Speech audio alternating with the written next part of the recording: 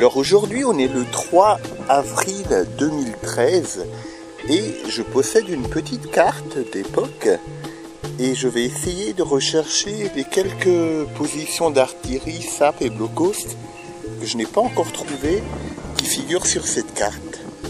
Alors comme vous le voyez, je me trouve à Moos et Niederlag, ces deux communes qui ont fusionné s'appellent actuellement Meusslag. Alors je me trouve à Moos, que vous pouvez voir par ici, et il fait moins 20 degrés aujourd'hui, malgré qu'on est le 3 avril. Alors il doit être dans les 11 heures à peu près. Et actuellement je me trouve le long de la rivière qui s'appelle le Grumbach, qui se trouve là en bas.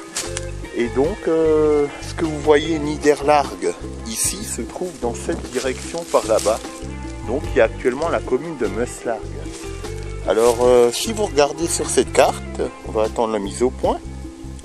Je vais aller de la partie Moos et toute la partie verte où vous voyez le blockhost, enfin la position d'artillerie 10,97 et 11,99, 13. Je vais essayer de longer toute la crête dans cette direction, puis j'irai ensuite par là-haut dans la forêt pour aller au Hermann Scholz, comme vous pouvez voir là, vers Bizel en fait, qui se trouve là-haut.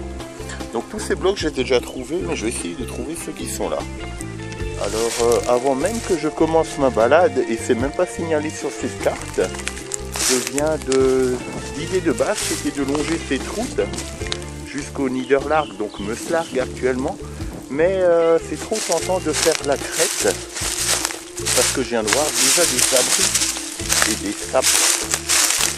Alors je me suis emmitouflé, j'ai mis ma grossesse parce que mine de rien il y a du vent, je crois. Alors vous voyez la petite rivière, comme je vous ai dit, elle longe tout en bas et par là-bas vous avez Fétérouze qui est le fameux dernier village avant d'arriver en Suisse. Donc ici on est bien sûr aux positions allemandes. Regardez une sape éboulée qui est très profonde, on peut se mettre facilement debout à l'intérieur. Et avec un zoom, c'est relativement profond. Alors vous ne vous en rendez peut-être pas compte, mais ce trou c'est quand même plus de 1,50 m sur 1 mètre de large. Donc je pourrais facilement passer au travers. Alors si on jette un coup d'œil par là, vous pouvez voir que de l'autre côté, donc le trou il commence là, et finalement il ressort ici. Donc c'est très en pente. Et vous voyez qu'une partie est éboulée, mais on peut deviner le trou et il continue sous mes pieds, donc dessus, ça pourrait très bien s'ébouler. Et ça continue en contrebas jusqu'au ruisseau qui se trouve en bas, quoi. Alors à savoir qu'ici les Allemands avaient élu leur cantonnement et ils avaient même construit une piscine, même deux piscines qui étaient alimentées par la rivière que vous pouvez deviner près de la prairie là-bas. Elle se trouve tout du long par là. Donc c'est vous dire qu'ils étaient bien installés pour construire deux piscines avec les petites baraques en bois qui vont bien et tout. Alors voilà, cette tranche qui est dans cette carte, elle partait donc en bas, puis elle s'est éboulée, elle passe cet arbre, puis remonte là-haut et enfin sur la route où j'étais. Donc voilà, je vais éteindre mon caméscope et je vais longer directement en suivant ma carte, mais en passant à travers bois, justement pour découvrir ce qui ne serait pas sur les cartes. Donc si je me fie à cette carte, sur cette colline, il n'y a qu'une seule position, qui est juste au-dessus de Moos. Vous voyez dans la forêt, elle est indiquée comme 10,37 ou 97, j'ai du mal à voir, 97 on dirait. Donc je vais déjà essayer de la trouver et actuellement je me trouve à peu près ici, entre le 13 et à peu près là. Donc je vais déjà aller par là, puis remonter par plus haut. Donc je coupe et puis je rallume au fur et à mesure si je vois quelque chose. C'est parti! Alors je viens de faire à peine une centaine de mètres et je viens de découvrir cette entrée de sape ici. Et si vous regardez, on dirait une tranchée qui va par là-bas. Donc je vais la suivre Mais ce qui est assez inquiétant, c'est que sous ces tranchées, vous voyez que c'est en fait une sape. Alors ça se peut que la tranchée est en fait une sape éboulée. Donc je ne vais pas marcher au milieu, mais sur les rebords, ça m'évitera de passer au travers. Parce que là, à vue de nez, il y a déjà plus d'1,50 m de profondeur minimum. Donc, il était de notoriété publique à l'époque qu'une longue sape partait de ce village de Moss pour rejoindre le front à l'Entrelargue et donc au bois pointu.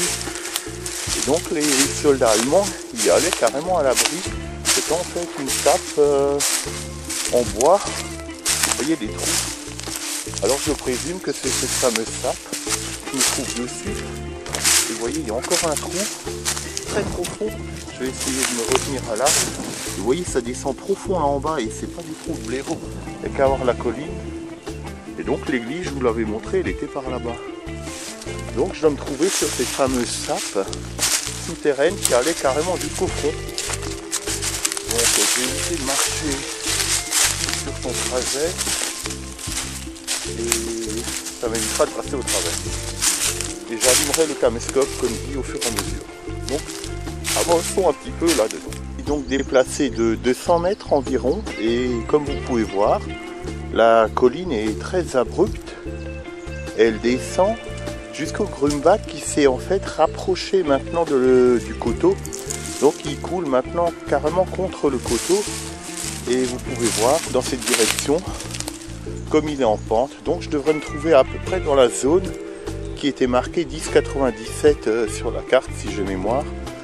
Donc je vais voir si je trouve quelque chose sur ce coteau ici. Sachant que la fameuse tranchée que je vous ai dit avant, enfin qui est plutôt une galerie à moitié éboulée, se trouve là-haut et souterraine en partie. Parce que maintenant comme il y a des trous, on peut voir un petit peu à l'intérieur. Donc je marche toujours en direction de Niederlargue sur la carte, donc à savoir Moslargue, je vais vous le répéter. Et ce qui est intéressant à savoir, c'est que cette rivière, elle arrive pile à l'Entrelargue, donc là où il y a eu les fameux combats et où il y a le fameux monument, en mémoire à ces tragiques événements. Je vais peut-être m'approcher un peu et puis regarder ça de plus près. Ou à la limite, je laisse le caméscope juste 2 secondes pour qu'on découvre ensemble la falaise. Alors ils ont mis une petite cordelette pour pas tomber. Alors vous voyez, c'est très abrupt. La pente est facilement à 50 degrés ici. Donc j'étais en bas, là on voit pas le blocos à cet endroit. Donc vous voyez le Grumbach qui est très propre. Alors vous vous rendez pas compte, mais il fait relativement froid pour un mois d'avril quand même. Donc moi ça me dérange pas vu que je marche. Ça fait du bien, ça fait circuler le sang. Mais juste pour souligner la météo bizarre qu'on a cette année, quoi. Donc voilà, je fouille, je vais fouiller de là-haut à là en bas en essayant de trouver cette fameuse position indiquée sur la carte. A tout à l'heure, je me trouve à présent à ce que je suppose être l'endroit indiqué sur la carte 10,97 et vous voyez comme moi, le seul ébrasement, on pourrait mettre une artillerie éventuellement, c'est ce gros trou que vous voyez en rebord de falaise. Donc je suppose que c'est la position 10,97, en fait je ne sais plus le numéro de tête, j'ai rangé la carte dans la poche et il semblerait qu'il y a la même chose juste à côté. Donc je vais un peu avancer. Donc ça devait être des positions d'artillerie comme c'est marqué sur la carte, mais pas sous low cost, à ciel ouvert. Donc c'était peut-être camouflé par un filet. On voit très bien le trou, ça pouvait très bien être ici. Ce qui est tout à fait typique des positions d'artillerie. Vous voyez, c'est plat. Et puis il faut vous imaginer sans ces arbres. Alors la vue pour tirer sur Fétérouze et le moulin de Moss, c'est idéal. Donc je suppose que ça devait être cet endroit. Donc alors c'est clair qu'il n'y a pas beaucoup de vestiges. Mais voilà quoi. Je vais encore avancer un peu là-bas, puis monter dans la forêt pour aller voir les autres positions. Mais dans le doute, je vais faire encore 500 mètres dans cette direction au cas où. Donc je dis de nouveau à tout à l'heure. Finalement, je me trouvais à l'instant là où vous voyez ces souches d'arbres, ici, donc dans ce fameux trou. Et en longeant le rebord, il y a un autre gros trou ici et une partie plane où cet arbre est couché. Donc c'est tout à fait possible. C'était en fait toute cette crête qui était pour position d'artillerie. Et dans celui-ci, il y a un morceau de béton. Effectivement, il n'y a pas de doute, c'est bel et bien ici. Parce que regardez, il y a une entrée de sap là-dessous. Donc vous voyez, je me retrouve en bordure de falaise. Et ici, il y a un trou, donc vous pouvez très bien imaginer. Et encore, il y en a d'autres. J'ai déjà filmé tout ça. Alors j'essaie de ne pas trop bouger pour que vous n'ayez pas le mal de mer en revoyant la vidéo. Mais effectivement, c'est des sorties de sable, des boulets. Alors on y voit encore un peu de ferraille, sans doute, vu l'épaisseur de renfort de toiture. Alors, on connaît facilement la partie verte et boulée. C'est souvent comme ça quand c'est des entrées de sap. Alors vous voyez ces gros morceaux de fer. Alors, vous pouvez peut-être pas le voir comme ça, je vais pas m'aventurer là-dedans, mais ça fait bien un bon centimètre d'épaisseur. Donc, c'est peut-être soit du déchet, on dirait plutôt ce qui resterait donc de cette position. Donc je vais revenir à l'entrée de la sap. Et vous avez la même tôle ici, donc je vais essayer de me rapprocher. Ça c'est la partie effondrée, donc espérons, je vais tâter le terrain pour tester. Donc voyons voir cette tôle. Elle n'est pas très épaisse. Mais en revanche, oula, ça, je passe au travers là. Vous voyez bien que c'est l'entrée d'une sape, alors elle est complètement éboulée. Mais vu comme ça a été creusé, vous voyez que c'est parfaitement creusé de la main de l'homme. C'est plus d'1,50 m de large, rien que de toiture. Et donc elle devait descendre profondément, puis aller ensuite sous la montagne là-bas derrière. Donc on voit encore un peu de ferraille. Ça doit être sans doute des déchets qui ont été balancés ici. Mais bon, ça c'est aucun doute, c'est bien la sape qui est là. Donc allez savoir ce qu'il y a là-dessous et jusqu'où ça va. Donc c'est assez flippant de marcher là-dedans. Vous voyez mes traces de pas. J'y étais presque jusqu'au genou. Ça vous donne une idée. Et si on avance, on peut s'imaginer un canon ici.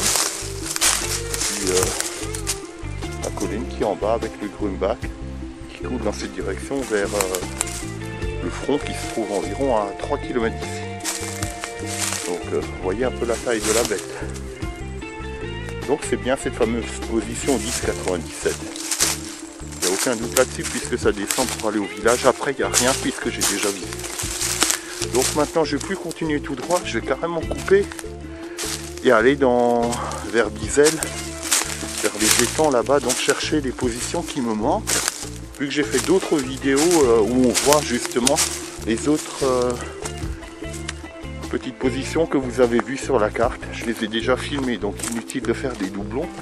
Surtout que c'est pas grand chose quoi. Donc voilà, c'est parti, je vais aller par là un peu et puis couper à travers bois. Donc à tout à l'heure. Après relecture attentive de ma carte, et maintenant qu'il n'y a pas de vent, et bien je viens de me rendre compte que j'étais pas à la position 10,97 comme vous pouvez voir, elle est en bordure de forêt. J'étais plutôt à la position où c'est écrit RAV 8. Donc je suppose ravin, comme il y avait un petit ravin où j'étais. Et vous voyez que la rivière court tout du long. Donc c'était ces fameuses tranchées, mais ils n'ont pas noté les sapes. Donc ce que je vais faire, je vais suivre ces pointillés et essayer d'aller en lisière de forêt et trouver la position 10,97. Donc je corrige ce que j'ai dit avant, j'étais bien au RAV, comme c'est marqué ici, RAV 8. J'ai du mal à voir comme je suis ébloui par la lumière. Mais je pense qu'en faisant un zoom, ça doit être ça, RAV 8, donc ravin 8. Donc on va dire que j'étais à cette partie-là. Donc j'y suis encore d'ailleurs si vous regardez, un peu donc en contrebas. Donc l'idée si je suis mon plan, c'est d'aller dans cette direction et d'aller dans, vous voyez comme c'est dense, d'aller là-dedans et essayer d'atteindre la lisière de l'autre forêt qui est de l'autre côté. Donc à environ, d'après la carte, 300 mètres d'ici. Donc c'est parti. Je suis maintenant descendu avant de monter là où je vous ai montré tout à l'heure, parce que je vais bien faire les choses et commencer depuis le bas. Donc vous voyez derrière il y a le Grumback, ce petit pont sur le chemin forestier. Sur votre droite, vous voyez qu'il y a Jésus en croix ici. Et donc je vais suivre ce ruisseau qui est à sec mais qui fait office de ravin. Et je sais, pour l'avoir plusieurs fois découvert par moi-même que les Allemands aimaient bien faire des abris dans les ravins comme ça, dans toutes les parties encaissées. Donc c'est pas signalé sur les cartes, mais cette vallée encaissée que vous voyez qui monte de ce coteau à celui-ci me semble trop tentant pour y mettre un petit PC de commandement ou peut-être quelque chose en béton. Les Allemands aimaient bien ce genre d'endroit et c'est d'autant plus probable puisque les positions d'artillerie sont là-bas comme on l'a vu tout à l'heure. Donc je vais me fier au pifomètre et puis tenter le coup. Déjà je vais commencer par ce gros talus là qui me semble peu naturel, puis c'est le seul qui sort dans le coin. Vous voyez, tout est à peu près droit sauf ça. Donc est-ce qu'il y a une galerie excavée? On va aller voir ça.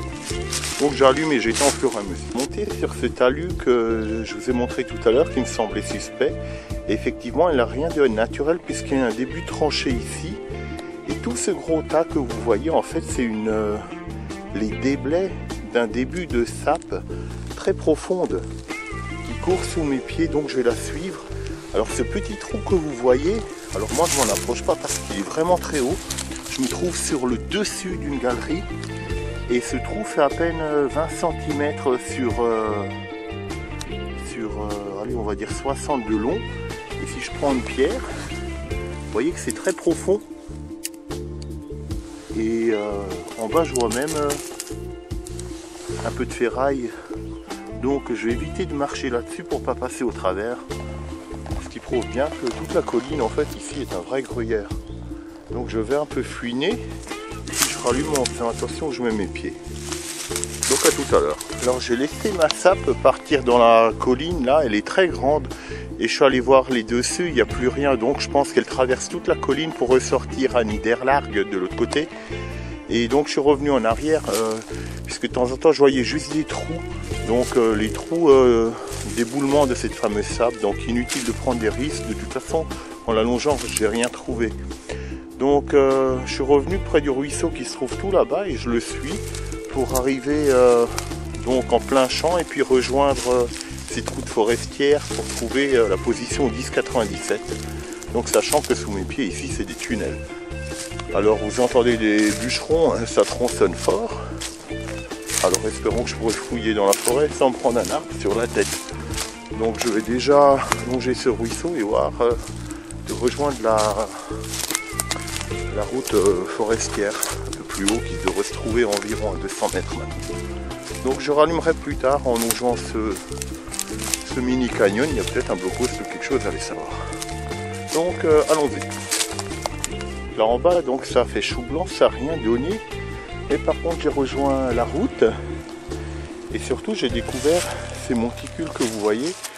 Donc c'est des restes d'entrée de sape et c'est une position donc pour accéder dans ces tranchées souterraines. Alors de ce côté elles sont éboulées mais il n'y a aucun doute c'est d'avoir leur forme pour être sûr que ça en est. Donc voilà, je vous dis à tout à l'heure. Ici maintenant sur ce fameux chemin forestier et comme vous l'entendez avec moi, donc je suis un peu essoufflé vu que j'ai couru partout, il y a des bûcherons un peu partout, exactement là où je suis censé aller, écoutez voir. Donc je ne peux pas aller à cet endroit, alors il n'y a plus qu'à espérer que c'est quelque part dans le coin, parce qu'ils sont en train d'abattre des très gros hêtres, comme vous pouvez voir, et du chêne ici. Donc comme ils ne s'attendent pas à me voir ici, et que je suis venu par des chemins détournés, c'est très dangereux, je peux me prendre un arbre ou des branches ou Dieu je ne sais quoi sur la tête. Alors vous pouvez voir ici, quand je suis au premier plan, un trou d'obus bien rond. On le devine assez facilement, ils sont très reconnaissables. Donc de toute façon c'était mon chemin initial, je vais aller par là. Puis au bout de la forêt, la longer vers Bizel là-bas sur presque 5 km. Et je vais tomber sur des endroits que j'ai déjà filmés, mais il me restait un étang et une position à voir également là-bas. Donc on va voir si on trouve quelque chose. Et ma foi, espérons que la chasse sera fructueuse et qu'il n'y a pas d'autres bûcherons parce que ça m'interdit l'accès à la forêt, ce qui est très embêtant quoi. Vu que je viens quand même d'assez loin pour filmer tout ça. Donc voilà, j'ai pas d'autre choix que d'aller le chercher. Donc toute cette partie j'ai déjà exploré, c'est déjà sur des vidéos, il y a des sables, des galeries. Et maintenant en faisant le rapprochage, je me rends compte que les sables qu'on vient de découvrir maintenant, c'est ni plus ni moins que les sables qui rejoignent celles que j'ai déjà filmées qui se trouvent par là-bas. Donc c'est-à-dire vers Niederlarg sur la carte. Et donc Moos, comme vous pouvez voir, se trouve par là-bas. D'ailleurs cette route y mène, si vous y allez quoi. Donc là, depuis l'endroit où j'étais avant, l'église, j'ai facilement dû faire 2,5 km à travers ces bois et forêts. Donc à savoir que dans ce coin, c'est que des trous, des tunnels, il n'y a pas vraiment de blocos. De mémoire, il y avait peut-être une petite position, mais encore je pourrais même pas en être sûr. Parce que je l'ai filmé en 2007 et on est en 2013 quand même maintenant. Donc voilà, allons par là-bas et puis je rallume si je trouve quelque chose. Donc à tout à l'heure. Alors comme vous pouvez le voir sur la vidéo, au bout de la route, à environ 300 mètres de moi, il y a le champ qui arrive ici. Et ce champ, il court tout du long dans cette direction. Alors ce même chemin va tout droit donc à Meuslarg, on y est arrivé, enfin à Niederlarg sur la carte. Et donc j'ai déjà fait tout ce coin. Il y a des abris en tôle métro, des sapes éboulés, puis des tranchées, rien de bien terrible. Et le long de la route, il n'y a que des tranchées. Alors pour changer, sachant que je vais aller dans cette direction, je vais éviter de prendre mes mêmes chemins que je fais d'habitude. Cette fois, je vais couper à travers bois en suivant cet éclaircissement dans la forêt. Donc c'est un peu gadouteux, c'est assez sale. Mais sachant que j'ai déjà fait là-bas, alors pourquoi ne pas tenter ici? Ça se trouve, je verrai quelque chose maintenant que la forêt est assez claire. Avant que les premiers bourgeons ne viennent sur les arbres et cachent les sous-bois. Puis espérons que le printemps vienne quand même, parce que chercher des blocos c'est bien beau, mais bon, il faut quand même que le beau temps vienne. Hein. Donc voilà, je vais marcher là-dedans, regardons bien à gauche, à droite, sachant qu'à gauche il y a des tranchées. Donc c'est parti. Toujours bien de suivre son instinct, parce que je viens de voir un beau trou d'obus, parfaitement circulaire, et qui est relativement profond. C'est un des plus ronds que j'ai pu trouver jusqu'à présent, vous voyez. Et il est relativement profond. Il doit bien faire 50 cm de profondeur en eau, plus les 50 en dehors. Donc ce trou a été fait par un obus français, une connexion de position allemande ici. Donc ça doit être du très gros calibre. Et apparemment il ne visait pas n'importe où. Parce que si vous regardez, il y a d'autres trous d'obus, comme celui derrière cet arbre. Et je vois des tranchées ici. Donc sachant que le champ est là-bas. Donc ces positions ont été connues. Et donc bombardées par les Français. Donc vous voyez, comme la terre est très argileuse ici, quand il pleut, l'eau elle stagne. Alors ça a été creusé, ça se voit que c'est des positions pour en fait défendre le champ. Donc vous voyez que ça a été creusé même sous l'arbre. Donc voilà, j'ai un peu cherché encore à droite et gauche. Donc pour l'instant il n'y a rien de plus. Donc allons un peu plus loin. J'ai exploré toute cette zone. Donc comme dit, là-bas il y a les bûcherons à environ 500 mètres d'ici. Je ne peux pas aller trouver la position 1097. Mais ici c'est que des tranchées. Donc vous voyez, ça c'est une ancienne tranchée comblée qui court le long du champ qui est à côté.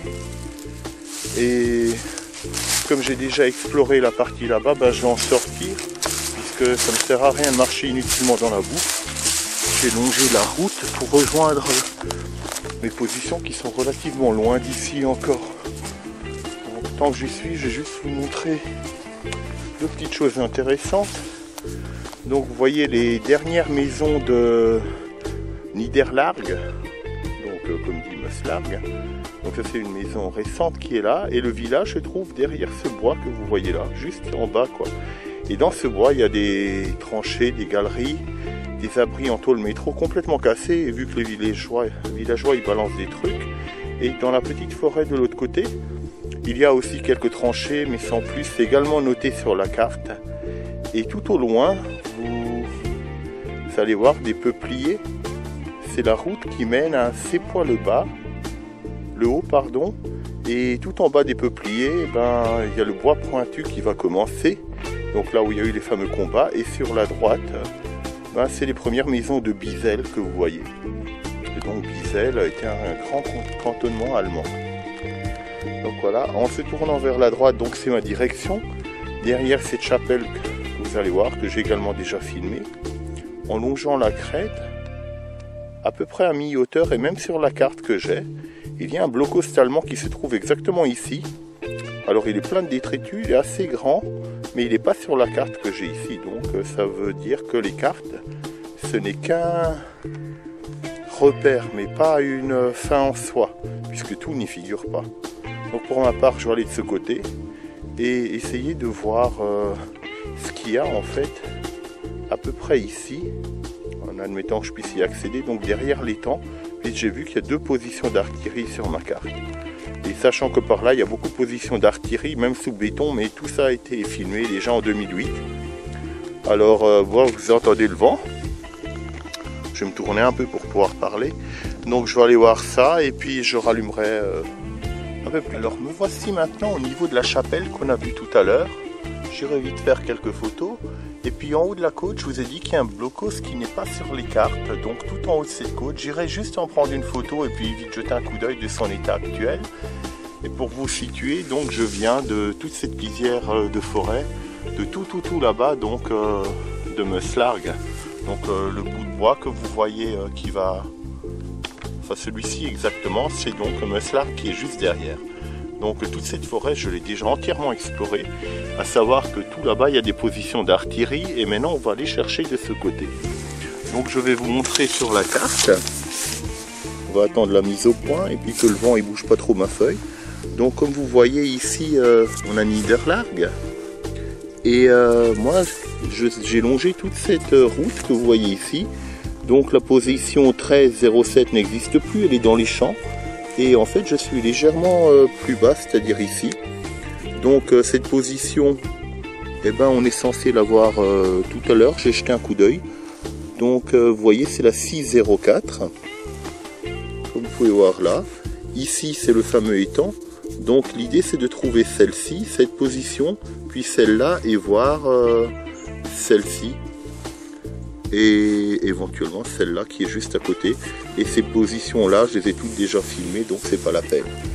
Donc on va déjà attaquer ça comme ça. Et puis on verra si on trouve des choses intéressantes. Et à savoir qu'il y a un observatoire aérien ici que j'aimerais bien trouver. Donc je vais faire un petit zoom sur ma carte. Vous voyez, c'est écrit observatoire aérien, position 5. À un moment donné, j'avais trouvé un bout de béton à cet endroit et j'aimerais bien voir si ça pourrait être une encre pour un ballon ou quelque chose. Donc, comme dit, nous on est ici actuellement à peu près là. Voilà, donc il faudra aller ici, puis remonter, puis faire le tour de l'étang pour aller voir. Donc allons déjà voir l'église, enfin la chapelle, qui est relativement jolie. J'étais déjà dedans, mais je ne sais plus à quel saint elle est vouée. On va aller voir ça.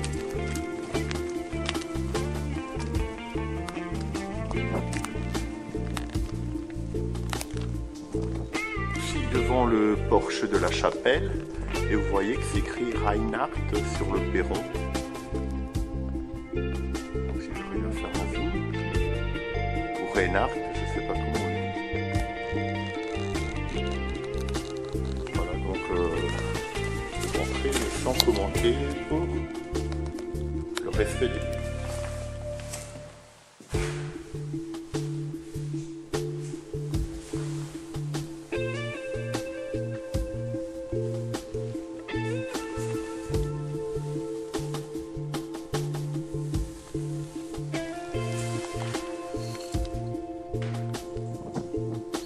Alors voilà, après ces quelques photos, je suis sorti de la chapelle et puis on va aller vers Bizel qui se trouve par là, juste pour voir ce blocos, qu'est-ce qu'il est devenu. Donc je vais reprendre juste encore une photo de l'extérieur de la chapelle. Après ces photos d'extérieur, donc on va aller voir ce bloc là qui est par là. Et après moi, je dois m'arranger pour me retrouver derrière cet étang qui est au pied de cette forêt. Et donc l'idée c'est d'aller au bout là-bas et d'explorer. Donc je vais un peu couper comme il y a beaucoup de vent. Je viens d'avancer 200 mètres et là où vous voyez la position 1307, en remontant légèrement d'1 centimètre plus haut, vous voyez un croisement et je me trouve pile à ce croisement. Donc la position 13,07, il n'y a strictement rien, mais au croisement, vous voyez qu'il n'y a rien sur la carte. Et de nos jours, la 13,07, c'est simplement labouré par les champs, donc il n'y a rien. Alors vous voyez sur la carte, je n'ai strictement rien. Pourtant devant mes yeux, comme vous pouvez le voir, il y a un bloc coast.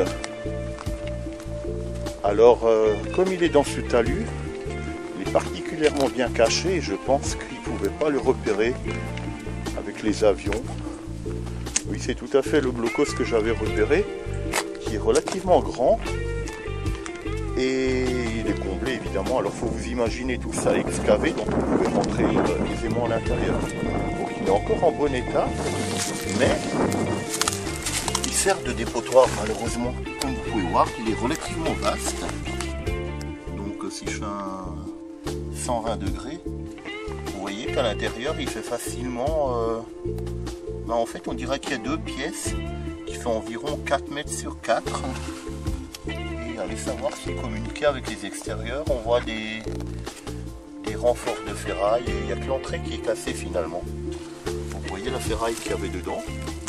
Et sa particularité, c'est que vous voyez, il fait plus d'1 mètre d'épaisseur en béton et que si on vers là-bas on va vers Diesel, si je monte sur le talus que vous voyez ici qui est plein de boue évidemment, regardez le bloc coast qui est à fleur et de l'autre côté il y a tous les champs. Et donc la position 13,03 était à l'époque quelque part au milieu de ce champ. Donc vous voyez qu'il est parfaitement défilé, il est au niveau de la terre, ce qui le rend très difficile à détecter. Et donc sous ce champ, le bloc coast il continue. Ce qui expliquerait pourquoi cet arbre est encore là, comme ça le paysan il évite de cogner dedans avec la charrue, puisque le béton est à fleur. Alors voilà, plus haut il n'y a rien de mémoire. Mais dans le doute, je vais quand même aller jusqu'aux premiers arbres, ne serait-ce que pour filmer Bizel. Et c'est pas mal parce que je vais pouvoir repérer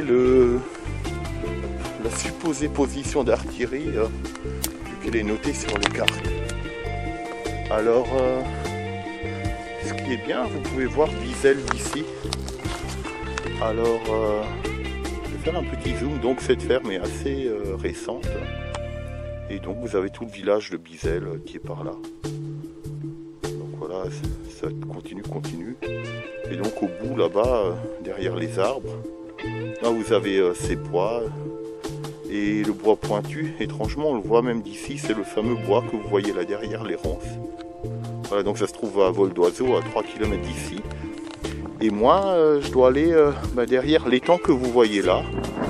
Je vais essayer de longer la forêt. Essayer de trouver ces positions marquées sur ma carte. Alors j'aurai la solution de facilité de prendre le petit chemin que vous voyez là, mais comme mes blocos sont censés se trouver quelque part par là, et puis aussi là, donc je vais déjà faire le tour de l'étang, là où il y a les hérons qu'on peut deviner.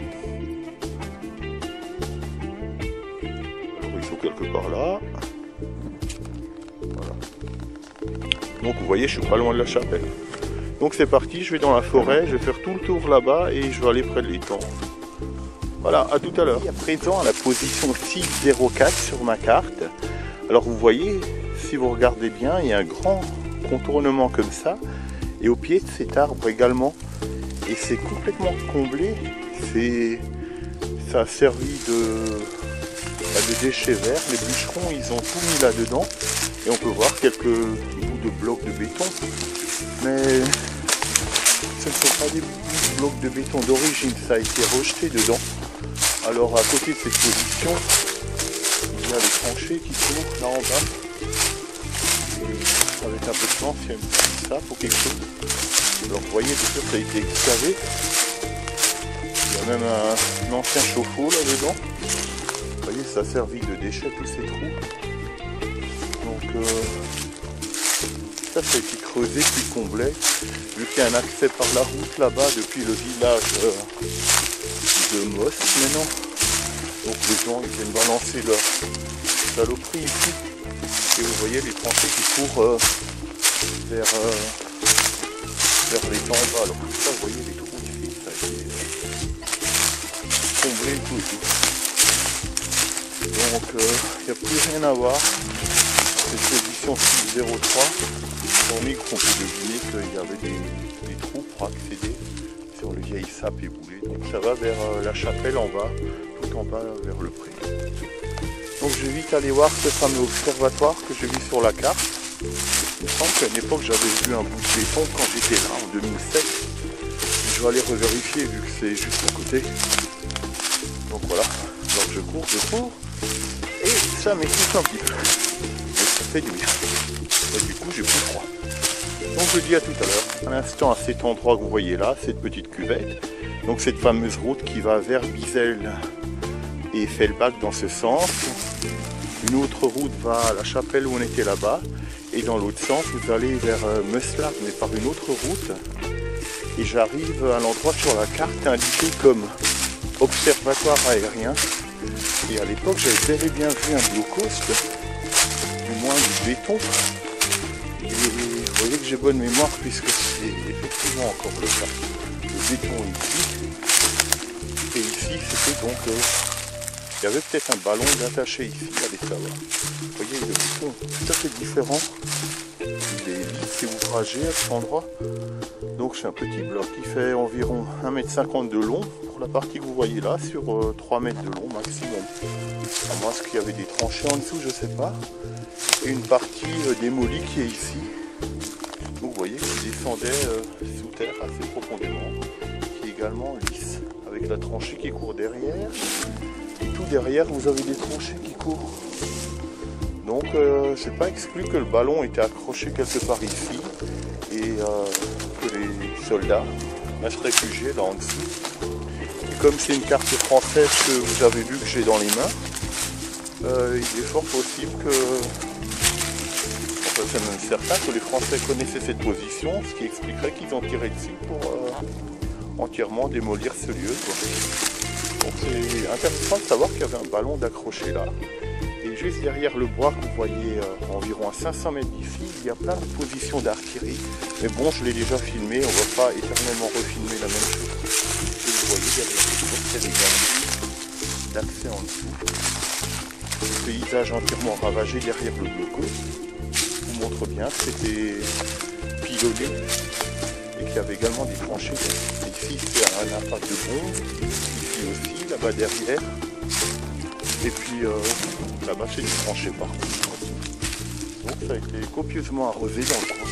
Et si je me retourne lentement, vous voyez le fameux low cost que j'ai vu à l'instant ici, c'est ce gros enflement là. Voilà. Donc maintenant je vais aller voir mes fameux étangs. C'est bien. Je vais arriver à l'étang qui se trouve sur ma gauche, que vous pouvez un peu deviner entre les arbres là-bas. Donc je fais juste une parenthèse parce que je viens de regarder ma carte de nouveau. Donc les positions signalées sur la carte sont par ici et puis ceux qu'on a vus avant sur la table. Mais moi j'étais déjà venu ici en 2004, j'ai exploré toute cette partie là. Il y a beaucoup de tranchées, de sapes effondrées, mais bon, rien en béton de significatif. Mais il y a vraiment beaucoup d'abris ici en tôle cintrée et éboulée, absolument pas présente sur la carte que je viens de vous montrer. D'ailleurs, vous voyez toutes ces tranchées, tous ces talus, c'est des abris en fait. Alors maintenant, ce ne sont plus que des éboulis. Mais c'est quand même intéressant de noter que c'était pas référencé sur les cartes. Ce qui est quand même intéressant parce que quand les soldats français devaient éventuellement venir combattre ici, ben c'était pas spécialement indiqué, donc ils pouvaient avoir des surprises et tomber nez à nez avec l'ennemi. Donc c'est assez dangereux finalement, quoi. À croire qu'ils ont mal fait leur travail de renseignement, ou alors c'est tout simplement pas noté sur cette carte. Il faudrait une carte plus précise à une échelle beaucoup plus petite en fait, pour signaler le moindre détail. Donc justement je vous parlais de ces trous et abris, ça se trouve là-dedans dans ces fourrés. Et maintenant moi je vais aller par là-bas et voir un peu ce que ça donne.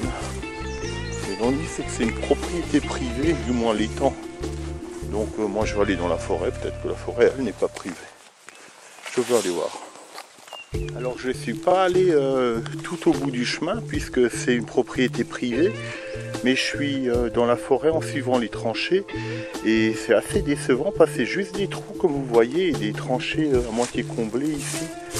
Donc finalement les positions de batterie, en tout cas celles qui sont ici, ce ne sont que de vulgaires trous dans le sol avec éventuellement une petite sape et un abri.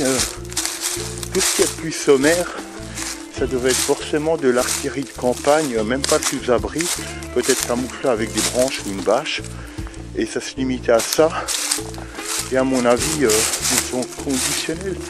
Vu qu'on est relativement loin du front ici, donc ils pouvaient se permettre de ne pas être trop camouflés. Et puis la forêt, c'est suffisant à elle-même. Parce qu'à vol d'oiseau, c'est pas l'entre-largue. C'est quand même à 5 ou 6 km d'ici. Donc relativement loin du front. Alors pour pas prendre le chemin, je coupe à travers les bois, suivant cette petite tranchée. On a du mal à la voir, mais elle est là. Peut-être qu'elle me conduira à un endroit en retrait où il y a quelque chose, sachant que tout là-bas au bout j'ai déjà filmé, donc il y a de gros blocos, mais je ne vais pas refilmer le même endroit.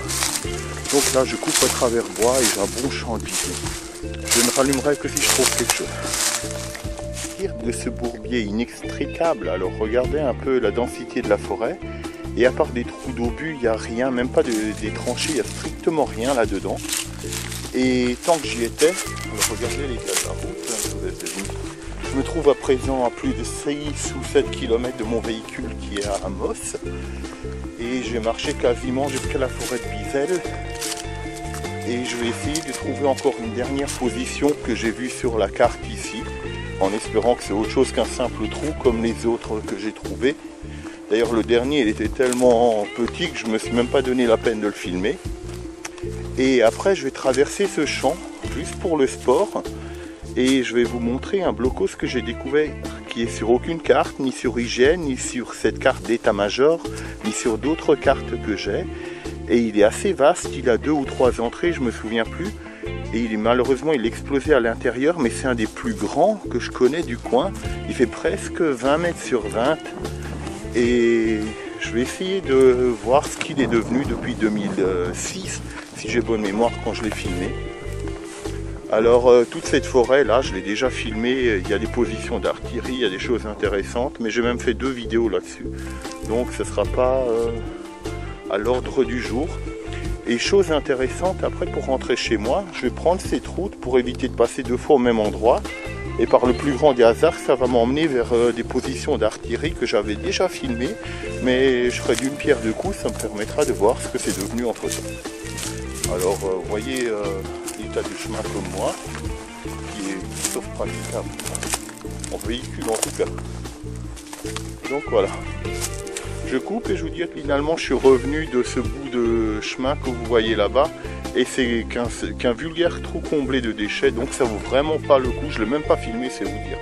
Donc je vais aller tout de suite dans la forêt dont on vient de parler il y a un instant, de l'autre côté, en espérant que le bloc que j'y avais découvert est toujours en à peu près bon état.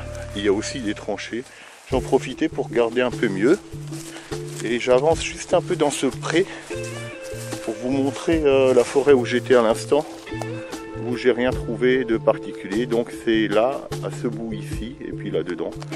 Donc il y a une position d'artillerie dont le numéro m'échappe, mais c'est qu'un vulgaire trou, franchement il n'est pas plus grand que ce petit truc que vous voyez là. Donc ça devait être également des canons de campagne. Donc allons voir là-dedans dans la forêt. Alors je me trouve à présent sur un petit pont, qui est un des affluents de la Largue et qui passe par Bizel.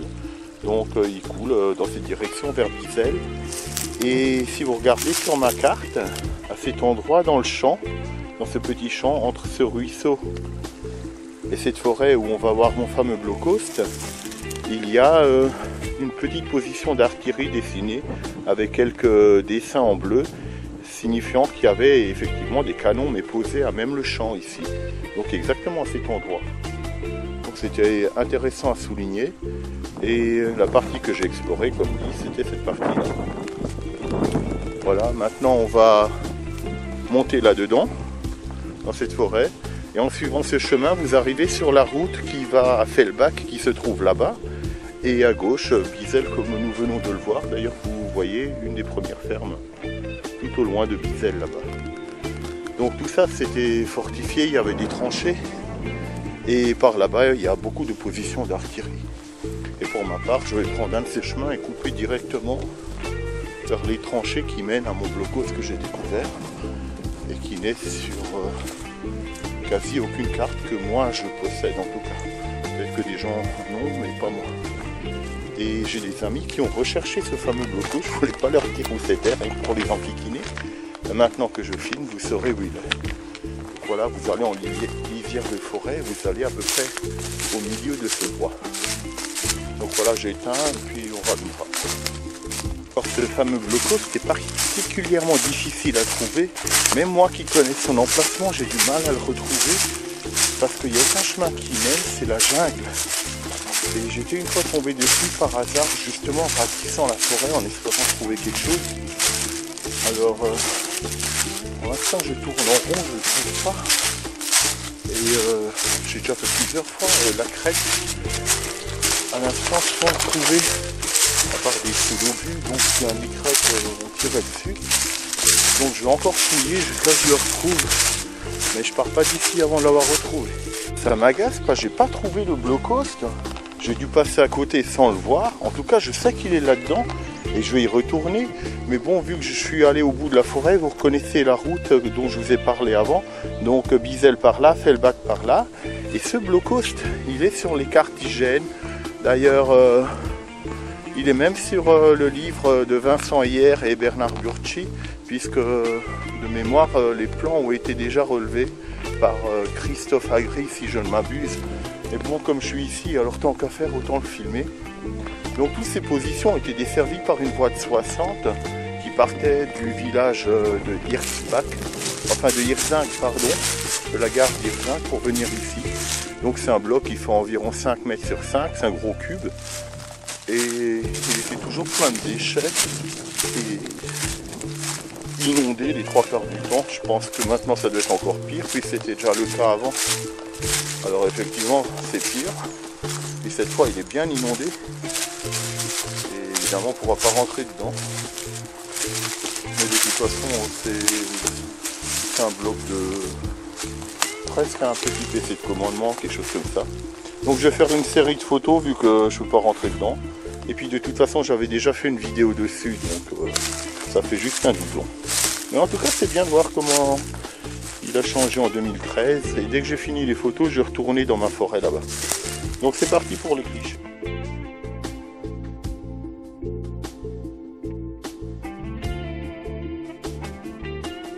Après cette série de photos, je vais donc essayer de retrouver mon fameux blocos mystère qui est bien planqué cette fois. Donc je vais passer par là-dedans et puis essayer de couper à travers ces cadeaux.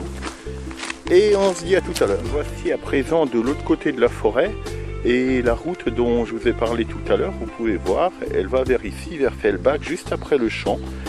Et toutes les tranchées que vous voyez là, regardez comme elles sont grandes, c'est vraiment de très grandes tranchées. Aucune n'est sur mes cartes, ce qui est quand même frustrant. Et en particulier celle-là qui est bien grande et qui est en eau. Et vous voyez, elle court partout et j'ai même trouvé un peu de barbelé à l'intérieur. Et quand je me suis mis ici du coin de l'œil, alors vous pouvez voir un peu comme la forêt est dense. Je vous parlais souvent de ronces, regardez que je raconte pas l'histoire. Vous voyez de près. Toute la forêt est pleine de ronces comme ça et vous avez vite fait de vous empêtrer là-dedans et de tomber. C'est comme des barbelés végétaux et c'est partout comme ça. Alors regardez un peu comme la forêt est dense et trouver quelque chose là-dedans, c'est vraiment pas facile. Et si je fais quelques pas, je l'ai vu du coin de l'œil, mais uniquement parce que je connaissais le lieu.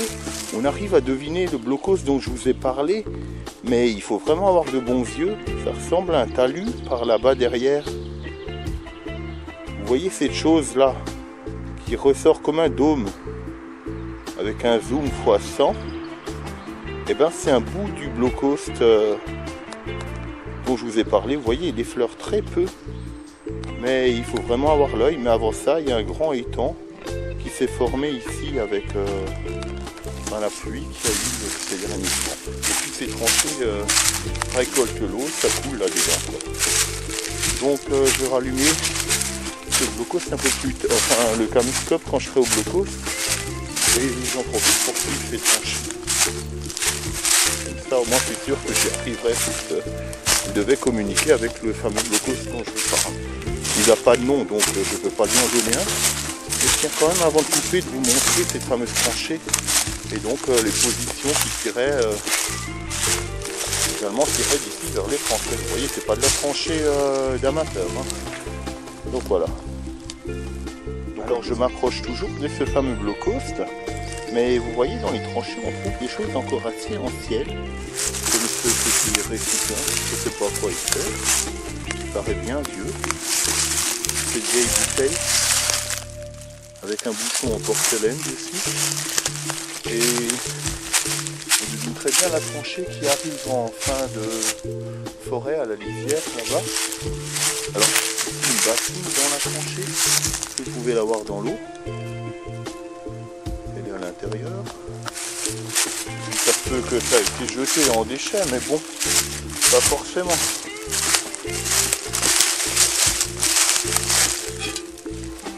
Vieille bouilloire de l'époque. Et ici on arrive là, en fin de tranchée, avec des choses jetées quoi. Des attirails, un vieux four, café, un four en mini-morceaux, des seaux. On va savoir ce que c'est une grosse cocotte. Le reste d'un réservoir et encore des morceaux de cheminée. Alors peut-être que c'est du déchet, mais bon, le cheminée on ne sait jamais. Donc allons vers ce fameux bloc qui se trouve maintenant à 100 mètres devant moi. Je le vois, mais malgré ça on pourrait penser que c'est un tronc d'arbre. Mais en fait non. Je commence à m'approcher gentiment de ce grand abri qui, je précise, n'est pas sur les cartes. Donc je suppose que c'était un PC de commandement, puisque beaucoup de tranchées partent d'ici et vont rejoindre les positions d'artillerie qu'il y a tout autour des forêts de Vizette. Alors, vous voyez, je vous raconterai de ça là, il doit faire plus de 20 mètres de long facilement, rien que ce qui dépasse. Et il est démoli à l'intérieur. Et la dernière fois que j'y étais, donc en 2007, je pouvais rentrer à l'intérieur, puisque de mémoire, il y a 2 entrées. Alors, il y a plus d'1 mètre qui dépasse sur le dessus. Je vais en filmer tout le tour. Alors, vous pouvez voir l'épaisseur de la dalle. Il y avait apparemment même une 3e sortie ici, qui cette fois est comblée. Je n'ai même pas remarqué la première fois. Peut-être même une autre là. Alors maintenant, il faut voir s'il n'y a pas des animaux à l'intérieur, genre des blaireaux ou des renardeaux. Alors voilà son entrée en parfait état. Et c'est des beaux blocs. Hein. Et je vais toujours en faire le tour. Et là vraiment, il y a la 2e entrée ici. Donne une idée de la taille de la baie. Donc je vais faire quelques photos quand même, puis après je vais essayer de rentrer à l'intérieur si c'est possible encore. Alors allons-y pour l'exploration intérieure. J'ai ma petite lampe qui, comme vous voyez, pas bien terrible, mais ça suffira. Et espérons que ça arrive à filmer quelque chose. Il n'y a pas peut-être des blaireaux, des renards, au pire des sangliers dedans. J'aimerais pas déranger une mère renard avec ses petits. Donc on va voir. Bon, déjà on voit qu'il y a un petit nid ici. Bon, je descends. Alors c'est très tabou. Et le béton il sent en bon état, donc on peut descendre a priori en sécurité. Donc je vais attendre que la mise au point du caméscope se fasse. Alors en attendant, je vais vous montrer les escaliers que je viens de descendre. Vous voyez, il y a quand même 1, 2, 3, 4, 5, 6, 7, 8, 9, 10, 11, 12, 13, 14 marches.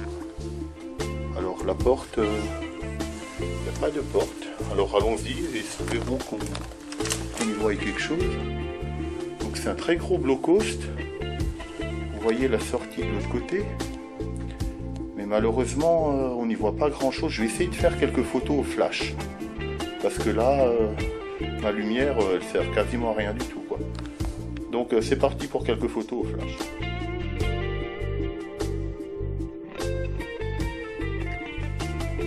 Alors après ces quelques photos au flash, on peut se rendre compte qu'il y a 2 pièces dont une est cassée mais le reste est en bon état. Alors c'est un très grand bloc-host qui fait près de 15 mètres de long, j'ai compté les pas. Mais malheureusement j'ai pas une lampe puissante, on peut rien filmer. Ce qui est un peu dommage, quoi. Donc je vais prendre la deuxième sortie. Et vous pouvez voir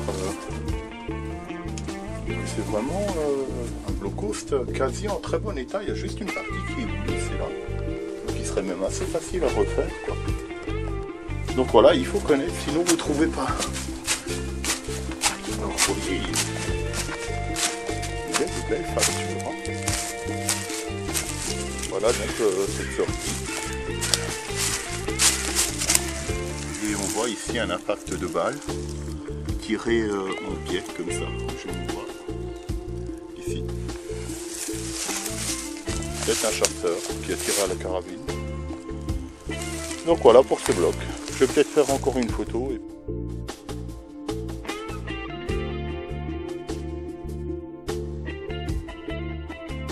À présent, je vais rejoindre mon véhicule. Donc il y a 5-6 km à marcher, peut-être un peu plus. Et je vais zigzaguer un peu en forêt. Des fois, je tomberai sur quelque chose que je n'ai pas trouvé. Mais bon, je pense que l'essentiel est vu. Je vais quand même couper un peu par l'autre forêt de l'autre côté du champ. Des fois que j'ai mal vu la position dont on a parlé tout à l'heure, que j'ai pas trouvé, la position d'artillerie. Enfin, j'ai trouvé un petit trou, mais je pense pas que c'est ça. Et juste avant de partir, regardez encore ce bloc-host sous cet angle, comme il est grand quand même. Donc je rappelle, il n'est pas mentionné sur les cartes, ce qui est quand même étonnant. Bon ben voilà. Donc c'est parti, moi ma voiture est tout près du cimetière de Meuslarn, à savoir que c'est un cimetière militaire qui en partie, il y a une partie en fait réservée à des soldats allemands. Alors je ne sais pas s'ils ont déplacé peut-être au cimetière civil turc entre temps, mais pendant les combats ici, ils étaient temporairement du moins enterrés là-bas. Donc si j'ai le temps, je ferai peut-être une photo du cimetière de Moss, Meuslarn. Et puis on verra. Alors tiens, ici je viens de voir une position d'artillerie, donc devant le fameux champ que je vous ai dit, donc le tranchée et compagnie. Sans doute les tranchées qui rejoignaient donc ce fameux bloc-host qu'on peut toujours deviner d'ici, donc je vais faire un petit zoom. Vous voyez, il est énorme, mais bien caché quand même, hein. Donc si vous le recherchez, je vous recommande de venir en suivant ce champ. Vous le trouverez plus facilement qu'en venant de l'autre route où j'étais avant. Voilà, donc à plus tard. Alors avant de partir, je me suis dit quand même je vais traverser à nouveau ce petit ruisseau. Donc le bloc-host qu'on vient de trouver, il se trouve dans cette forêt. Tout en haut sur la crête, vous avez la route qui va à Bizel et donc Bizel qui va par là. Alors si vous regardez mon plan, alors on a un peu de mal à le trouver ici. Il y a une position qui s'appelle 21-13, si vous regardez juste en lisière de forêt. Et malheureusement, je me trouve exactement à cet endroit. Donc les parties vertes, c'est la forêt et les parties claires, c'est les champs. Vous voyez, je suis exactement à l'endroit indiqué. Et d'après la carte, cette fameuse position où j'étais avant, du reste, eh ben, j'arrive pas à trouver quelque chose de significatif. Alors à moins que j'ai de la farine dans les oreilles et dans les yeux, je n'entends rien qui frappe sous les pieds et je vois rien de spécial. Donc je vais quand même refaire. Donc c'est censé se trouver ici. Donc je vais monter peut-être un peu plus haut, peut-être qu'ils ont mal fait les cartes. Mais si je trouve rien, alors c'était peut-être tout simplement des panneaux de campagne posés à même la lisière de forêt, la forêt les cachant et les prés servant à tirer. Donc j'ai quand même un peu exploré, puis je rallume si je trouve... c'est assez frustrant de se balader là-dedans, vous voyez les branches, sans rien trouver. Il y a bien quelques petits trous là, mais j'ai quand même rejeté un meilleur coup d'œil. La quasi-totalité de ce pré, et on peut deviner quelques tranchées qui descendent, vous voyez comme ici. C'est tout à fait en cuvée, mais de façon très modeste. Et là où il y a ce piquet bleu, on peut deviner une cuvette. Alors on en voit 1, 2 et 3. Effectivement, on pourrait mettre une batterie de campagne ici, mais franchement, rien qui justifie un grand déplacement, hormis une belle balade en forêt, quoi. Donc voilà, je vais rejoindre mon véhicule, mais enfin, pas tout de suite. Rejoindre la route qui mène à mon véhicule en passant dans cette jungle que vous voyez au loin. Et qui sait, peut-être que je trouverai quelque chose non indiqué sur les cartes. Alors effectivement, on devine des tranchées, que ça tourne dans tous les sens. Donc voilà, si je trouve quelque chose, on va dire que c'était non sur les cartes. Donc à plus tard. Effectivement, j'ai trouvé cette position de tir. Donc vous voyez le paysage avec le champ en face, je suis un peu plus haut. Donc tous ces trous, c'était des positions d'artillerie. On voit la tranchée qui court, et puis chaque fois un ébrasement, on pouvait mettre donc le canon. Alors c'est vraiment des canons de campagne en extérieur, quoi, donc pas de locaux. Donc allons rejoindre le véhicule. Alors bien sûr, comme je vous l'ai dit, en chemin je pourrais trouver des blocos normalement.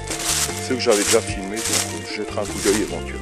En quittant les positions d'artillerie où on était avant, on peut voir qu'il y a une deuxième ligne de tranchée tout autour, un peu en retrait. Et dans cette forêt quasi inextricable, il faut se glisser, se faufiler. Là je profite de m'éclaircir. On peut voir qu'il y a plusieurs lignes de tranchées secondaires.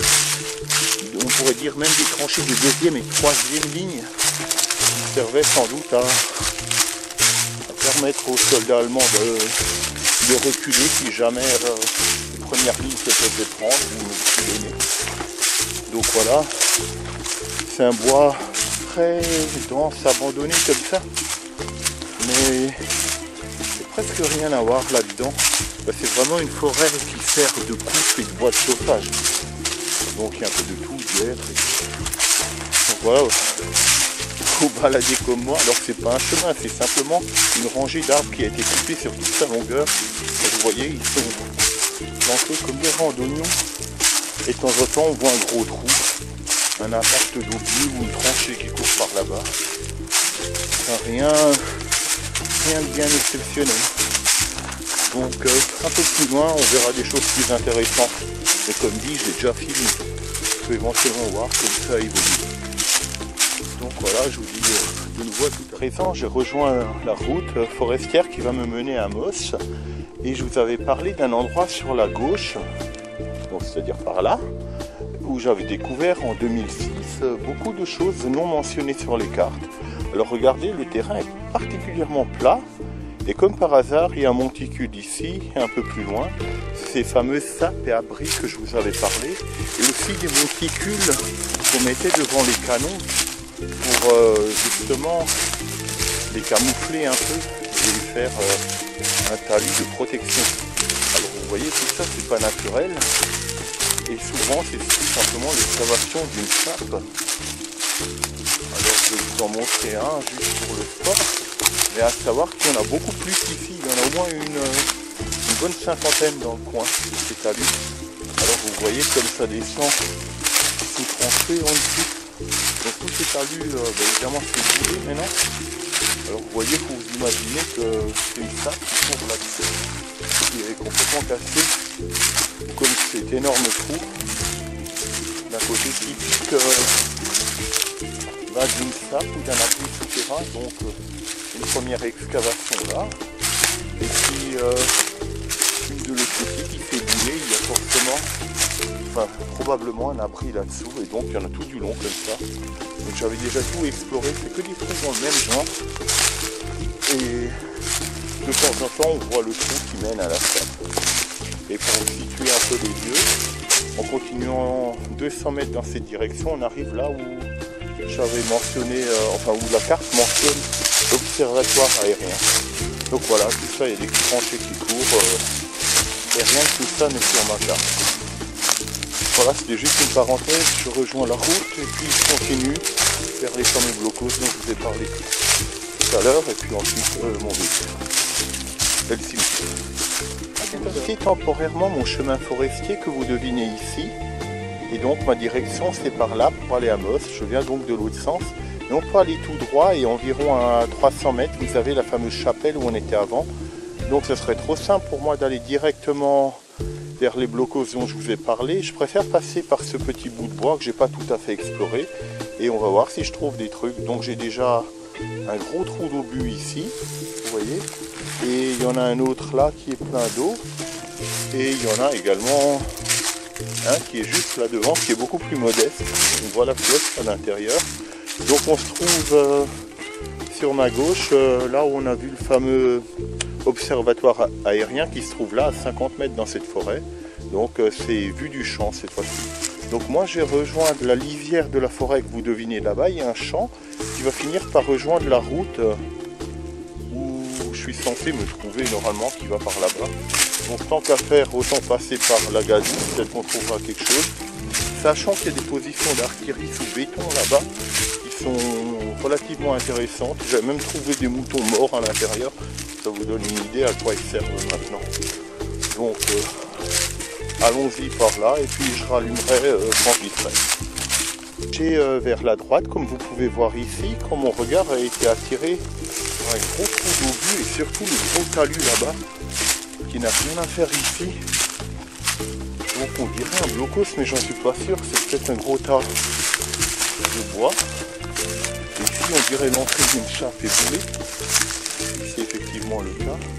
Et là-bas je crois que c'est un des blocos que j'avais déjà filmé il y a quelques années. Mais je savais pas qu'on pouvait les rejoindre par là. Et ici c'est également une position sans doute d'artillerie, ce gros trou. Et il y en a une autre à côté. Donc ce blocos devait faire office de PC de commandement. Et à l'époque où j'étais venu ici, c'était vraiment la jungle impénétrable. Alors ils ont bien déboisé du coup. Ça a l'air d'aller beaucoup mieux. Il me semble que c'est bien ce bloc. Normalement à deux entrées, une de ce côté et une du champ. Oui, je le reconnais tout à fait. Donc comme fois. Alors voilà, il donne juste en face des champs. Peut-être qu'on ne peut pas rentrer dedans alors que le fond on pouvait. Donc vous voyez, c'est typiquement un blocos allemand. Dedans il est un peu cintré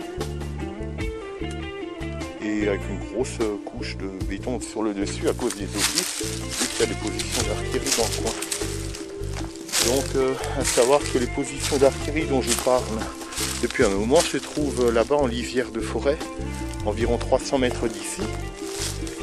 Et je pense que ce bloc un peu en retrait devrait faire office de poste de commandement, d'autant plus qu'il a un grand créneau. À la limite, on peut peut-être rentrer de ce côté, comme il a deux entrées. Bon, je vais tenter le coup, on verra bien. Peut-être qu'il a même trois créneaux. Il est assez bas. Donc il y a du linoléum, il est assez crade. Au sol en tout cas. Mais on va voir, il y a du câble. Du barreau clair. Du barreau. Voilà donc le trou à l'intérieur. Vous voyez son large créneau de tir ou d'observation, vous le connaissez, sachant que j'ai quand même quelques mètres de béton au-dessus de ma tête et on voit bien le ferraillage au plafond qui arrive à intervalles réguliers. On dirait presque qu'il est tressé. Je sais pas si on peut bien voir sur la vidéo, voilà. C'est presque du béton tressé. Drôle de façon de concevoir l'armature. C'est une branche qui vient de casser.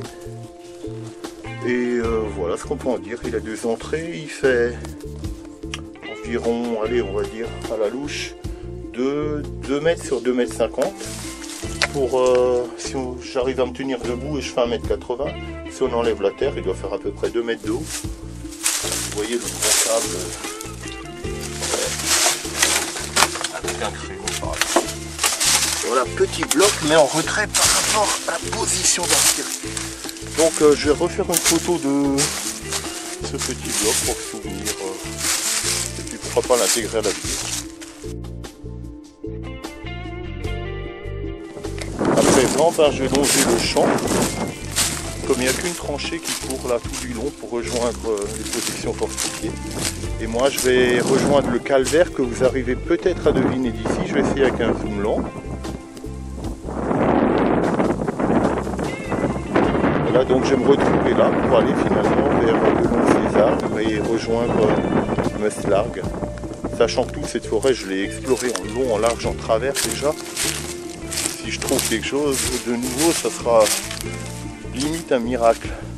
Alors évidemment, on verra ces positions d'artillerie qui se trouvent dans le premier bois que vous voyez là et le deuxième juste derrière. Alors évidemment, des tranchées partout. Mais je me demande si pour le sport, vraiment pour dire que je gâche pas ma journée, je vais passer là. Comme j'étais venu, il y avait plusieurs rondes, j'ai peut-être coupé quelque chose, on ne sait jamais. Alors évidemment, les tranchées, les sables, je considère ça comme du détail maintenant. Ah, regardez-moi ça. Vous voyez, c'est une chose que j'aurais pas pu voir. Un bloc explosé. Vous voyez tout le béton? Il était ici. Et on voit bien son talus ici. Comme quoi, quand on cherche, on trouve. Donc voilà, alors tout ça c'est du tranché. Donc je vais vous épargner les recherches et j'allume si je trouve à chaque fois au fur et à mesure. Je rallume juste 2 secondes pour vous montrer que c'est que trous d'obus, tranchés, sapes et boulets. Donc ici c'est vraiment la grosse position d'artillerie et ça a été pilonné par l'armée française. Forcément donc vous pouvez voir le terrain emporte encore une sacrée trace. Ici il y a carrément un arbre creux. Donc voilà, je cherche. Et voilà encore un autre bloc aussi explosé. Vous voyez, c'est ce que j'appelle des blocs de fin de tranchée. Alors on pourrait penser que c'est des gravats, ben non, puisqu'il y a le ferraillage encore. C'est vraiment un petit bloc d'observatoire qui a été démoli ici. Donc voilà, continuons notre bonhomme de chemin. Je vais aller dans cette fameuse forêt où il y a ces blocs. D'ailleurs j'en vois déjà 2, 3, 15 ici. Alors à la limite je peux laisser ça le caméscope que vous voyez. On commence à les deviner là au début de la forêt. Alors ça c'est une des premières positions de tir. Et sans doute que les 2 petits blocs qu'on vient de voir à l'instant, c'est le même genre mais complètement atomisé. Quand j'étais venu en 2006, il y avait une maison sur ce terrain, une maison de chasseurs et il a complètement disparu. Alors voilà, je suis à quelques pas, puis je rallume donc cette fameuse position d'artillerie dont je vous parlais. Elle est même sur les cartes IGN, représentée par 3 petits blocs, mais il y en a beaucoup plus en réalité. Donc je viens à l'instant de ce petit champ. Et la route forestière que vous voyez là, c'est celle où j'étais avant, donc j'étais censé ne jamais la quitter. Donc ces blocs n'ont rien de nouveau pour moi, mais il y a des blocs similaires près de Bizel, dans une forêt, près d'un étang. Pour ceux qui suivent mes vidéos, j'avais déjà filmé cet endroit, il pleuvait très fort et donc je n'ai pas bien pu voir. Et un de ces blocs, normalement, a une espèce de cartouche. Alors depuis que j'avais filmé en 2008, cet endroit-là, j'ai appris qu'entre-temps c'était donc une position d'artillerie et ces niches. Alors il y en a toujours une petite et une grande.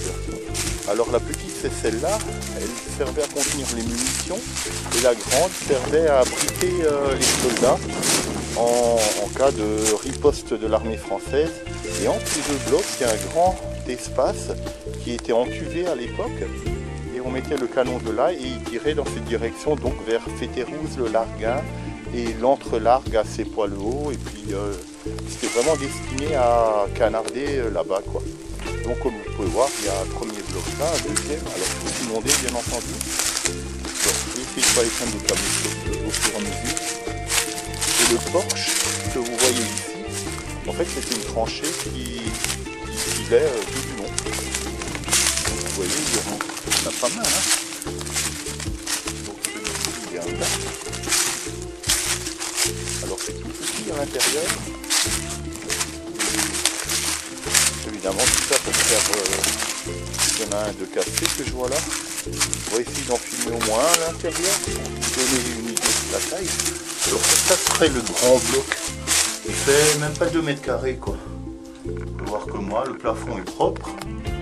Alors il y a de l'eau par terre et il y a un petit bout de béton qui est cassé là. Donc je vais ressortir par le cheveux. C'est assez bas de plafond.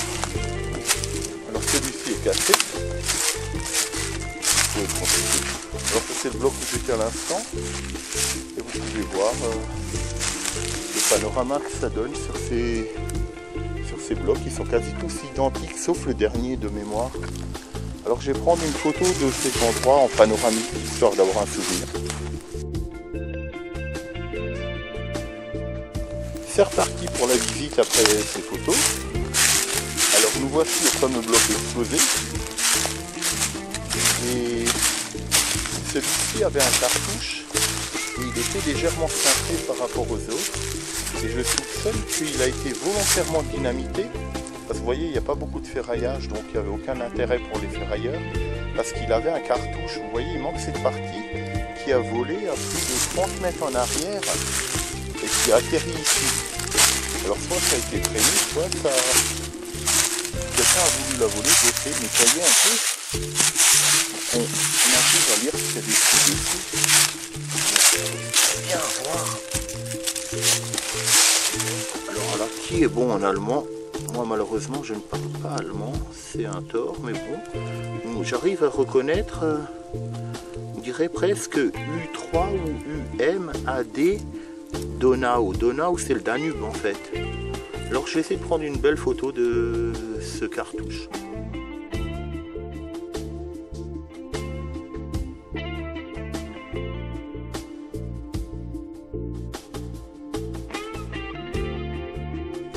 Je pense que le but de l'explosion de ce bloc, c'était uniquement de récupérer ce petit morceau de souvenir.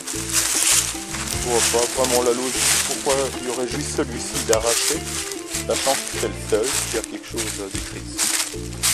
Et qui en plus est en arc de cercle à l'intérieur. Donc vous voyez la rangée de cette position d'artillerie. Et le dernier bloc, qui lui est différent, c'est un gros bloc cubique et il a une avance mais sans cartouche à l'avant. C'était prévu d'y écrire quelque chose mais il n'y a rien d'écrit ici, à moins qu'il y avait une plaque. Donc c'est un bloc de 2,50 m sur 2,50 m à l'intérieur et de 4 sur 4 à l'extérieur. Donc voilà, vous voyez l'avance où il y avait probablement une plaque de prévu ou alors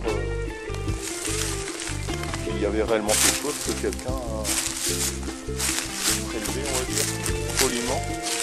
Alors je vais aussi faire une photo de ce bloc en panoramique. À présent, on a fait le tour de la question pour cette position fortifiée. Et je vais rejoindre la fameuse croix dont je vous ai parlé tout à l'heure, qui se trouve quand même relativement loin d'ici, dans les champs. On a du mal à le voir, mais il est là-bas quelque part. Ici et après on va rejoindre le véhicule et éventuellement le cimetière encore de l'Est. Voilà, donc tout ça c'est encore des positions d'artillerie pour à l'air libre avec des tranchées. Je pense qu'il y avait toutes sortes de canons ici. Donc voilà, je vous dis à tout à l'heure et normalement on ne devrait plus rien trouver jusqu'à Meaux parce que j'avais exploré tout ce coin, à part des tranchées, il n'y a rien. Sauf erreur de ma part. Je vous ai dit, je suis sorti de cette forêt que vous voyez juste derrière le champ et dans le doute j'ai jeté un coup d'œil ici et j'ai vu que le terrain est très vallonné. Comme vous pouvez voir, il est creusé de partout et tout est remblayé. Il y a des déchets qui ont été jetés ici. Mais regardez, il y a des indices qui ne trouvent pas. Il y a un blocos. Vous voyez son béton si je me rapproche. Et il est enterré ici, il est vraiment à ras. Alors c'était peut-être également une position d'artillerie, comme regardez, il y a encore un écrasement et un autre ici, un autre morceau de béton là et un autre morceau de béton éclaté ici. Donc si ça se trouve, c'est le même genre de position qu'on a vu avant, mais remblayé par des années d'accumulation de déchets. Alors vous entendez les tronçonneuses, les bûcherons qui travaillent là-bas. Donc je ne vais pas trop m'avancer pour ne pas me prendre des arbres sur la tête. Mais vous voyez, il y a eu beaucoup d'impacts d'obus ici. Et qui en partie remblayés par les villageois. Vous voyez une position ici, une là. Donc voilà, une tranchée par là. Malheureusement, je ne peux pas aller trop par là-bas, mais normalement, il n'y a plus rien. J'ai juste jeté un coup d'œil à cette tranchée-là, qui me semble énorme. Alors, vous voyez comme moi, comme elle est énorme. Donc c'est sans doute un abri boulet ici, vu sa profondeur, qui allait par ici, peut-être par sable dans ces blocos. Voilà, bon. Je vais rejoindre la route, parce que là-bas je ne peux pas aller à cause des bûcherons. Mais il n'y a rien, de toute façon j'y étais déjà. Donc vous voyez, à la faveur d'une éclaircie, on arrive à trouver des blocs qu'on ne verrait pas autrement que par cette saison. Alors je vois des blocs de béton un peu partout ici éclatés. Parce qu'au mois de janvier ou en automne, quand il n'y a plus de végétation, on arrive à repérer des choses qu'on ne peut pas avoir en été. Alors, bon, il y a du vent maintenant. Comme je crois que je voyais le gros trou là. Sans doute un obus qui est tombé ici. Donc je vous dis à tout à l'heure vers Moss pour vous dire au revoir et puis à bientôt. Toujours sur le chemin du retour, mais je voulais vous montrer qui pourrait deviner qu'ici il y a une position d'artillerie dont un des premiers blocs est visible derrière ce tas d'arbres. Vous pouvez le deviner ici. Puis les autres qui suivent en enfilade derrière, vous en voyez un là, un là, un là. Donc vous voyez, c'est vraiment très très bien camouflé. Mais ça n'a pas empêché que les Français ont quand même tiré dessus. Donc vous voyez le calvaire qui est là. Ferret se trouve vers la gauche, avec Kostelak, Mørnak. Je fais une vidéo d'ailleurs là-dessus. Donc la montagne que vous voyez là-haut, c'est le Kastelberg. Il y a des constructions allemandes tout en haut à cette pointe, et puis des abris cavernes. Et c'était même une position préhistorique à l'époque. J'ai également fait une vidéo là-dessus. Et ça servait d'observatoire justement pour guider les tirs des canons d'ici. Donc c'était une position relativement stratégique, sachant qu'à vol d'oiseau, à moins de 10 km par là, c'est déjà le Largin en Suisse, et donc le fameux kilomètre zéro de la ligne de front. Et voilà quoi. Donc moi je vais tourner par là, et puis longer la route que vous voyez, et puis rejoindre mon véhicule tout simplement. Donc je dis à tout à l'heure. Je viens de tout au bout de là-bas et j'ai longé ce chemin pour finalement arriver à mon point de départ. Et si vous regardez, vous reconnaîtrez le tout premier panorama du début de cette vidéo, à savoir l'église de Moss qui est devant. Et ça nous a fait une belle promenade de plusieurs heures. Alors là en bas, si vous cherchez, vous tomberez sur les premières sapes que j'ai trouvées. Et maintenant je vais me diriger vers mon véhicule qui est près de l'église et essayer de voir s'il y a encore quelque chose dans le cimetière allemand. À savoir que je ne suis pas tout à fait sûr, j'ai un peu oublié, mais de mémoire les soldats allemands étaient enterrés provisoirement ici pour être finalement déplacés après la fin de la guerre. À moins qu'ils soient encore restés, je ne pourrais pas en être tout à fait sûr. Donc je vais aller vérifier s'il y a des tombes allemandes. Ça voudrait dire qu'ils sont morts ici finalement. Donc voilà, je vous dis à tout à l'heure, le temps d'arriver à l'église. Alors comme vous pouvez le voir, j'avais bel et bien raison, donc j'ai une assez bonne mémoire. C'était bien un lieu de sépulture pour les soldats allemands qui sont tombés au front ici sur la Largue. Donc avec un zoom, vous pouvez voir, 1914-1918. Et il y a un petit chemin qui va aller là-haut, je vais aller l'emprunter pour voir ça.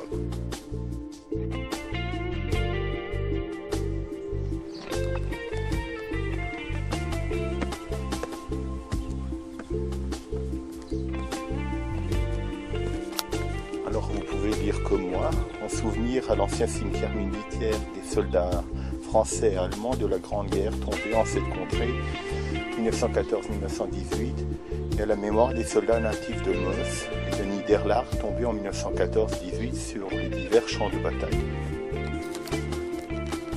Donc voilà, ils étaient bel et bien enterrés ici, puis certains déplacés. Vous voyez, ça a été fait sous forme de petites cryptes comme ça, avec les dates. Les soldats tombés, quoi. Ce qui est toujours triste. Alors ce monument, il est écrit sur ses 4 faces. Donc comme vous pouvez voir, sur la face côté est, côté nord, 2 victimes civiles de la guerre tuées par les obus et enterrées ici. Instituteur Martin Marie Boutet. Vous voyez les dates. Je suppose que c'est plus ou moins la même chose, mais en allemand. Alors voilà. Je vais aller voir ce qu'il y a à l'étage supérieur. C'est un assez joli cimetière. En fait, ça va vers la forêt. Alors, vous avez une vue d'ensemble de Moos ici, qui est en fait une commune de Moslar, oui, puisque Niederlarg est à côté, c'est des villes qui ont fusionné en fait. Donc Fétrouze se situe au-delà du bâtiment que vous voyez. Donc la première forêt qui est là-bas, en contrebas, vous avez donc la Largue qui coule, et puis vers la gauche le Larguin et la Suisse au vent. Donc il paraîtrait qu'il y avait 2 galeries qui partaient de ce village et celui d'à côté, qui rejoignait le front de la Largue en passant carrément sous terre, comme ça ils pouvaient y aller à l'abri des bombes. Voilà, j'ai un peu, tant que j'y suis, marché par là et redescendre, j'ai vu qu'il y avait des escaliers de l'autre côté. Puis il y a peut-être une tranchée ou quelque chose, alors je me trouve derrière le cimetière, on connaît le clocher de l'église qui est là. Et même tout près de l'église, il y a ça fait des tranchées. J'en reviens pas que même chez lui il était à la guerre.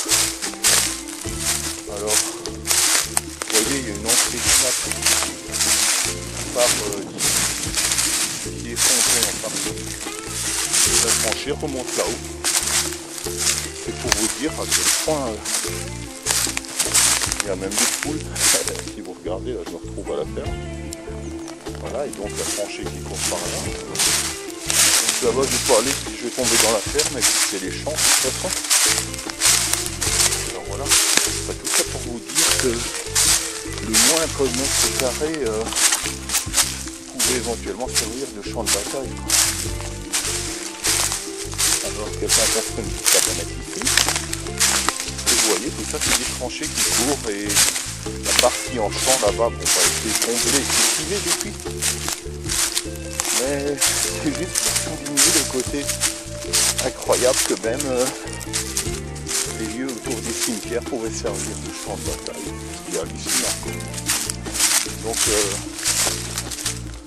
voilà pour cette fameuse vidéo. Donc une dernière vue sur le cimetière allemand et l'église de Moos.